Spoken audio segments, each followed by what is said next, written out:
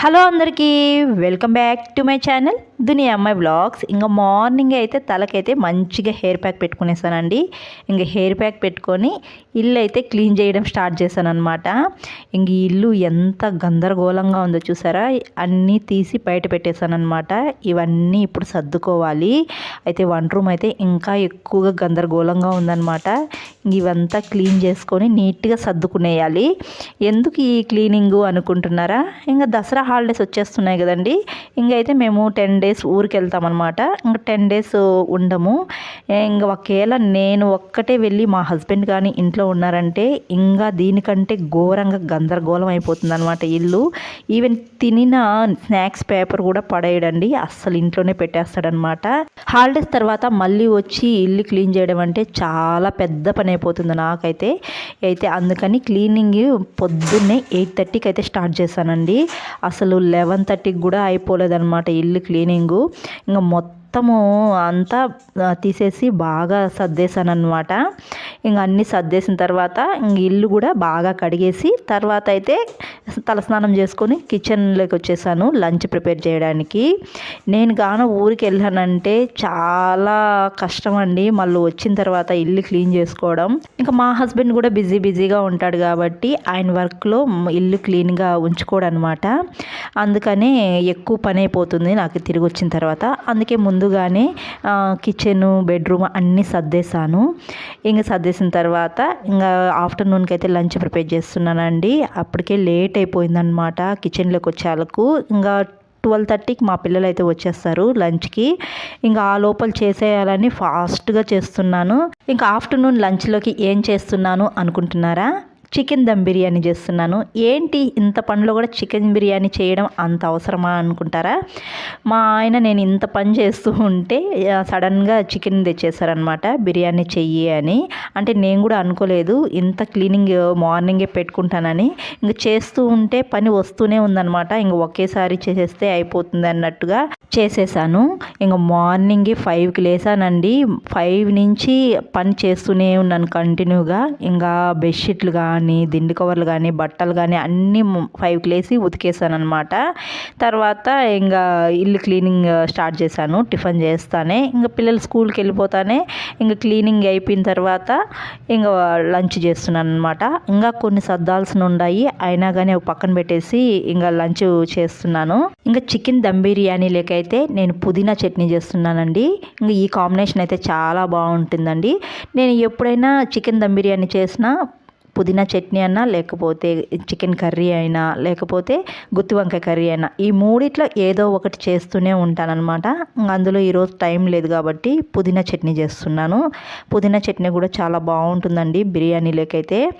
అయితే పుదీనా చట్నీ చికెన్ దమ్ బిర్యానీలకు చేసుకునేట్టుగా ఉంటే పోపు అస్సలు పెట్టకూడదండి. పోపు కానీ పెట్టారంటే బిర్యానీలోకి అస్సలు బాగుండదు అనమాట.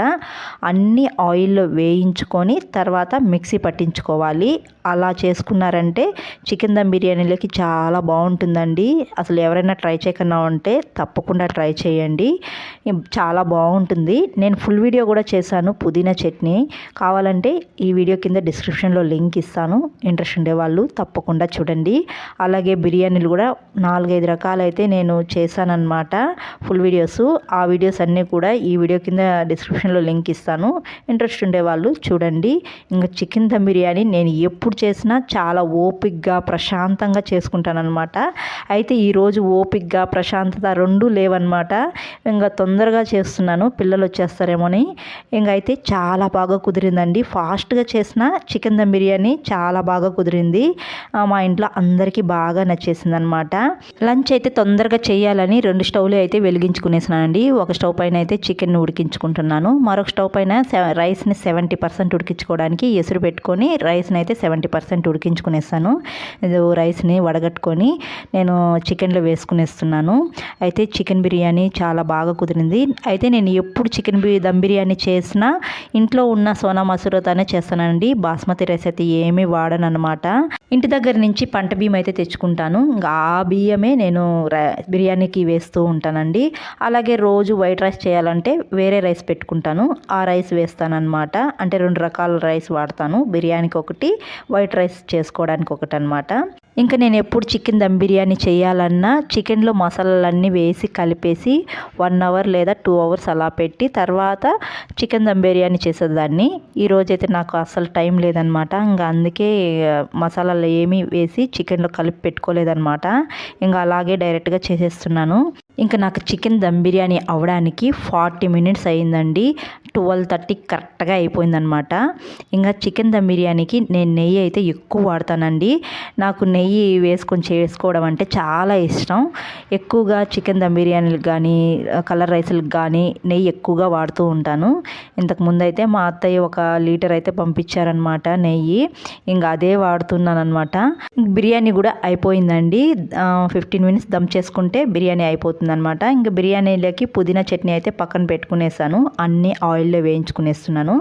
పుదీనా చట్నీ చేసేటప్పుడు టమాటాలు ఒక 3-4 పెద్ద సైజు టమాటాలు వేసుకొని చేసుకోండి.